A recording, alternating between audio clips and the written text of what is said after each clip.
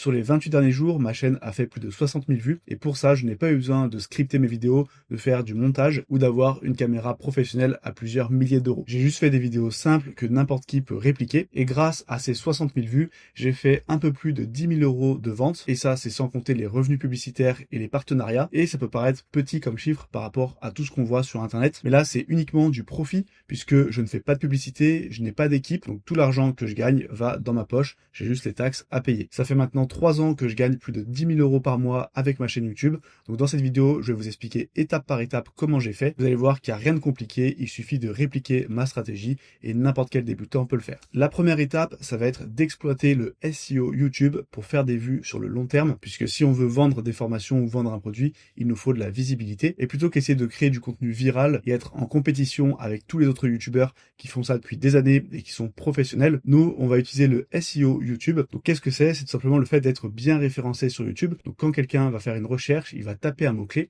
eh bien c'est notre vidéo qu'il va trouver en premier. Et sachez que YouTube, c'est le deuxième plus gros moteur de recherche au monde. Pourtant, c'est beaucoup moins concurrentiel que le SEO Google. Pourtant, on a des volumes de recherche qui sont très intéressants. Donc ça nous permet de faire pas mal de vues. Et en utilisant le SEO YouTube, vous allez résoudre le principal problème que vous allez rencontrer lorsque vous êtes débutant, puisque la plupart des débutants, ils choisissent leur sujet un petit peu au feeling, mais vu qu'ils sont débutants, et bien par définition, ils ne savent pas quel sujet fonctionne bien, ils ne connaissent pas vraiment leur audience, donc ils savent pas ce qui les intéresse, ce qui va vraiment leur être utile, et du coup, ils font des vidéos qui restent invisibles et qui ne font pas de vues. Tandis qu'avec le SEO YouTube, vu que ce sont des requêtes qui sont tapées dans le moteur de recherche, eh bien, on est certain de faire des vidéos qui intéressent notre audience, et surtout, ça va nous permettre de faire des vues sur le long terme, puisque une fois que notre vidéo est bien référencée, eh bien, chaque fois que quelqu'un va taper ce mot-clé, il va trouver notre vidéo. Avec cette méthode, on a la meilleure longévité possible pour nos vidéos. Moi, j'ai certaines vidéos qui datent d'il y a 5 ans et qui font encore des vues aujourd'hui. Il n'y a aucune autre plateforme que YouTube qui permet d'avoir des vues sur le long terme comme ça. Et donc, au fil du temps, il va y avoir un effet boule de neige. Et c'est grâce à ça que vous pouvez cumuler plusieurs dizaines de milliers de vues juste en ayant fait des vidéos simples qui sont bien référencées. Et en plus, ces vues, eh bien, ça va être des vues qualifiées. Parce que ça va pas être des touristes, ça va pas être des gens qui cherchent à se divertir, ça va être des personnes qui cherchent activement une solution à un problème et donc ils vont être intéressés par votre contenu et souvent intéressés par ce que vous vendez. Donc comment faire pour créer des vidéos et avoir une stratégie de référencement YouTube? Eh bien la première étape, ça va être de trouver un sujet et pour cela, on va faire de la recherche de mots-clés et pour savoir quels mots-clés sont tapés sur YouTube, le meilleur outil pour ça, c'est tout simplement la barre de recherche YouTube. Puisque si vous commencez à taper une requête, YouTube va vous suggérer des mots-clés et ces mots-clés, ils ne sont pas suggérés au hasard, c'est parce que des gens les ont tapés avant. Donc imaginons que moi je vends des formations dans la perte de poids, eh bien je vais commencer à taper une requête que mon audience pourrait taper, par exemple comment perdre du poids, et là vous voyez que j'ai plein de suggestions, et là si je mets un espace, ça va me mettre d'autres suggestions à partir du mot-clé qui est tapé ici. Donc là, j'ai comment perdre du poids facilement, comment perdre du poids après 50 ans pour une femme, comment perdre du poids en une semaine. Tout ça, c'est des sujets de vidéo qui pourraient être intéressants pour ma thématique. Après, je peux effacer un petit peu et voir ce qui est suggéré ici. Donc on a par exemple comment perdre du ventre, comment perdre de la graisse, comment perdre des cuisses, comment perdre la graisse du ventre. Donc là, hop, si je descends un petit peu à comment perdre du ventre, que je mets un espace, là j'ai encore des suggestions. Donc en fait, on peut rapidement se retrouver avec des dizaines d'idées de vidéos. Et ce que je vous conseille de faire pour facilement vous y retrouver, c'est de créer un Google Sheet. Donc on va taper sheet.new. Comme ça, hop, ça me crée directement un nouveau Google Sheet. Là, je vais taper titre de la vidéo. Hop, on va agrandir un petit peu. Ici, je vais marquer score SEO. Et on va voir juste après à quoi ça correspond. Mais du coup, ici, vous allez juste à mettre les titres de vos vidéos. Donc par exemple, comment perdre du ventre. Ici, je vais prendre en une semaine. Et là, vous voyez sur le côté que moi, j'ai un petit score qui apparaît. Donc là, j'ai un score de 22.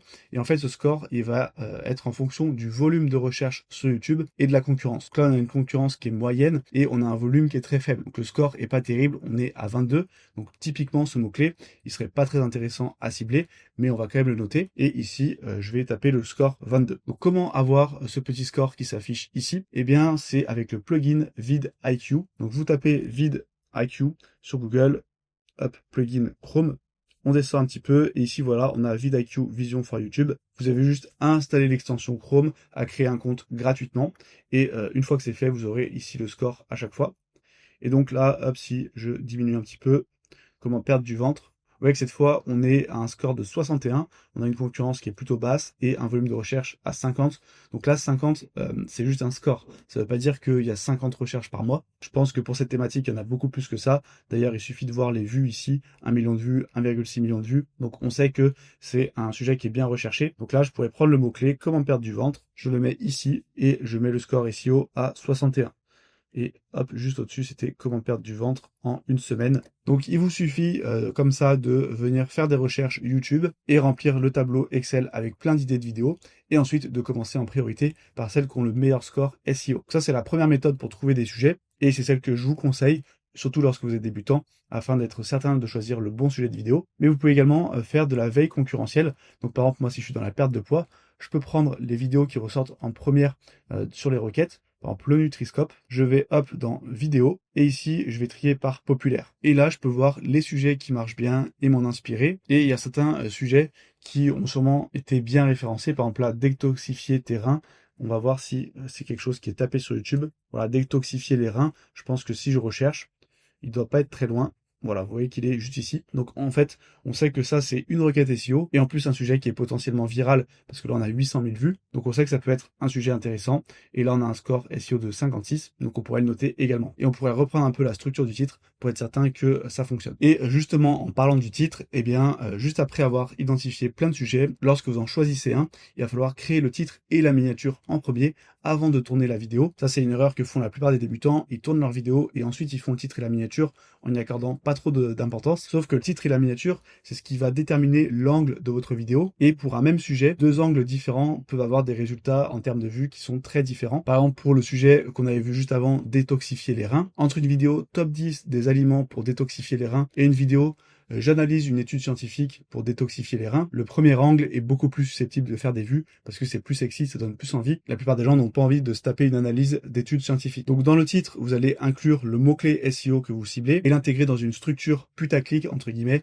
qui donne envie. Donc le but c'est que vous soyez bien référencé quand on tape le mot-clé et que l'angle que vous avez pris, l'angle marketing de la vidéo, donne envie de cliquer. Si jamais vous n'avez pas trop d'idées pour structurer vos titres et créer de bons titres YouTube, j'ai créé un guide complet avec des templates à copier-coller. Vous avez juste à insérer vos mots-clés SEO à l'intérieur. Ce sont des templates qui ont fait leur preuve parce qu'ils m'ont permis de générer plus de 6 millions de vues sur ma chaîne YouTube et j'ai décidé de vous donner un accès gratuit à ces templates. Pour cela, il vous suffit de cliquer sur le premier lien en description, vous entrez votre email et je vous envoie les templates. Et en plus du titre, il va falloir également du coup créer la miniature. Donc là, une structure qui marche bien, c'est un visage en gros plan, un texte qui suscite la curiosité et une illustration qui montre un bénéfice ou une preuve. Par exemple, moi dans mon cas, si je parle de référencement YouTube, eh bien je pourrais mettre un screenshot de mon tableau de bord YouTube où on voit que j'ai fait plein de vues. Donc ça prouve que ma méthode fonctionne puisque j'ai fait des vues avec. Ou un bénéfice, donc par exemple, si on parle de perte de poids, eh bien une photo avant, après, où on voit que la personne a perdu 10 kilos. En fait, il faut une illustration qui donne envie de cliquer. Et bien sûr,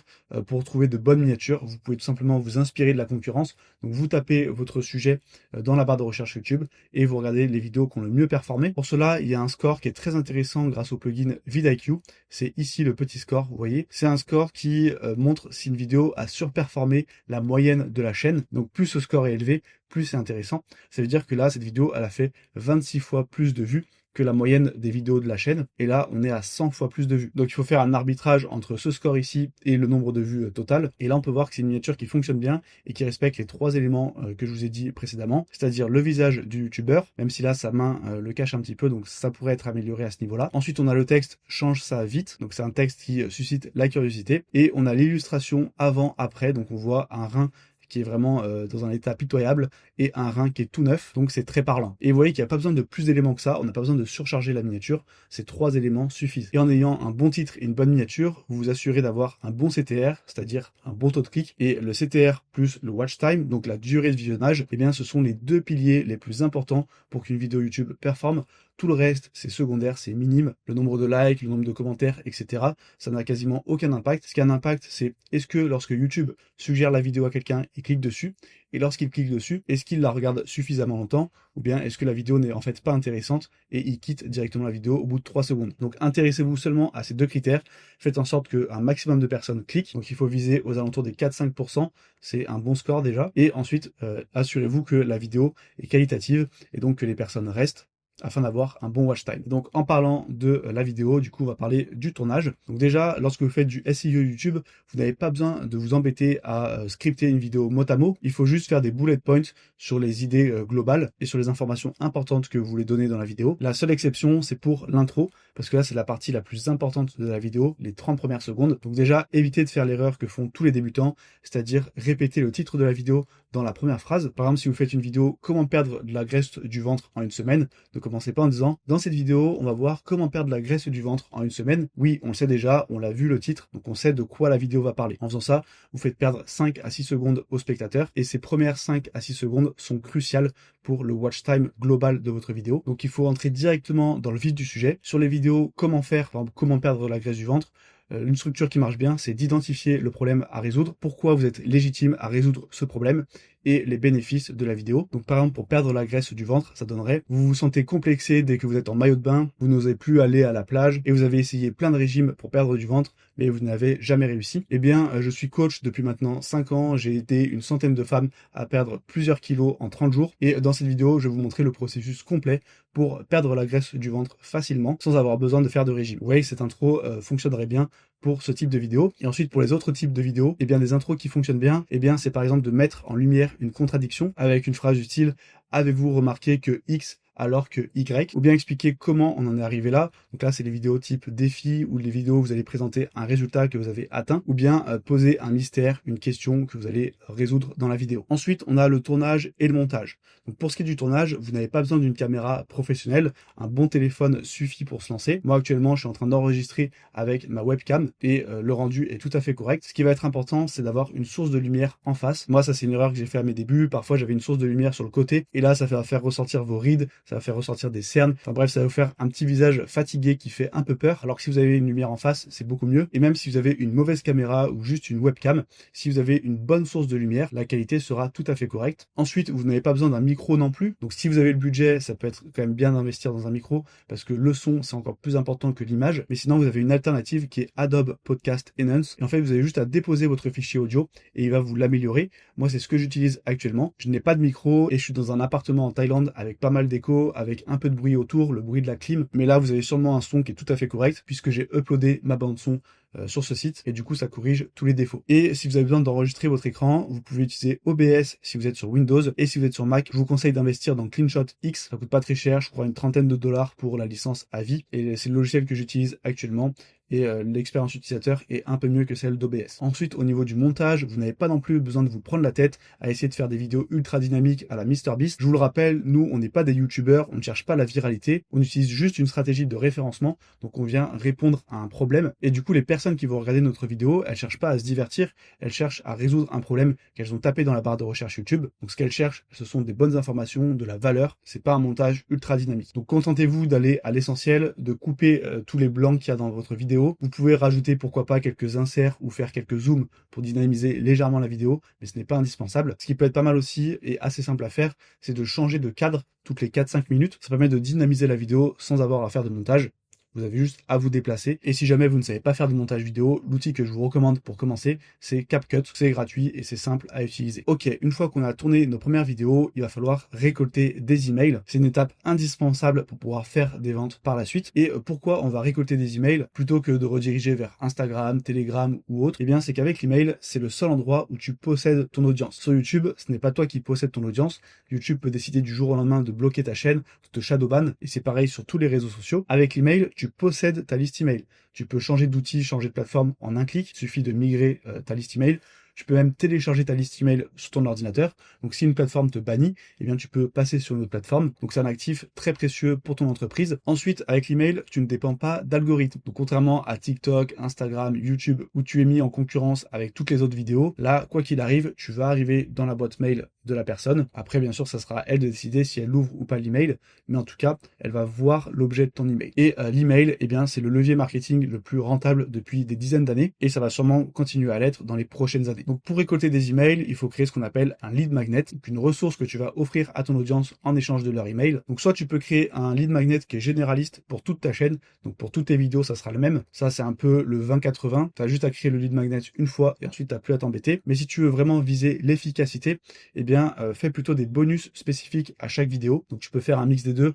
Pour quelques vidéos qui ont un fort potentiel, tu peux faire un bonus spécifique pour maximiser le nombre d'emails que tu vas récolter. Et pour d'autres vidéos, si tu n'as pas trop d'idées de lead magnet, prendre un lead magnet généraliste. Et si tu choisis de faire un bonus, ce qui marche bien, c'est d'offrir quelque chose qui va compléter la vidéo. Donc quand tu parles d'un sujet, eh bien dire que tu vas donner un guide plus précis à propos de ce sujet. Ou bien tu peux faire une première partie sur YouTube et une deuxième partie donc en vidéo qui est disponible uniquement si on s'inscrit avec son email. Ensuite, pour mettre en avant ton lead magnet, il va falloir créer ce qu'on appelle une landing page, une page où les gens rentrent leur email.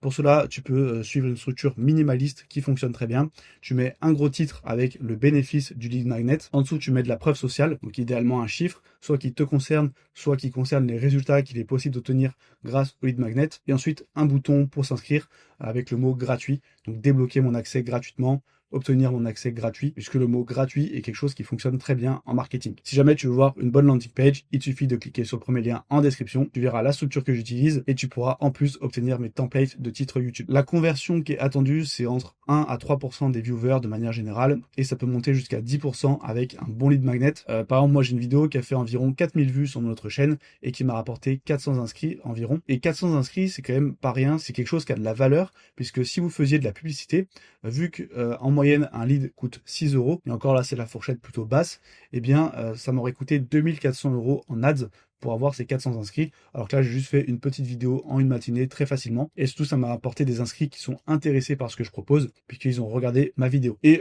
pour récolter vos emails et envoyer les newsletters, je vous conseille System.io, qui est un outil tout en un, et il y a une version gratuite qui existe. Je vais pas tarder à tourner un tutoriel complet sur cet outil, donc vous pouvez aller checker la description pour voir si le tutoriel est disponible, mais vous pouvez très facilement créer votre landing page et envoyer des emails avec cet outil. Ensuite, la troisième étape, ça va être de créer et vendre une formation afin de monétiser votre audience. La formation, c'est la meilleure méthode pour monétiser une audience puisque c'est 100% de profit. Vu que c'est un produit digital, vous pouvez vendre le produit plusieurs centaines d'euros, donc vous n'avez pas besoin de beaucoup de clients pour gagner entre 5 et 10 000 € par mois. Et c'est evergreen, c'est-à-dire que vous créez la formation une fois et ensuite vous pouvez la vendre à vie. Mais cette vidéo est déjà assez longue, donc je vous ai fait une vidéo complète où je vous montre ma méthode qui m'a permis de générer plus de 700 000 € de vente en créant des formations en ligne. Dans cette vidéo, je vous explique toutes les étapes en partant de zéro pour créer et vendre une formation qui cartonne.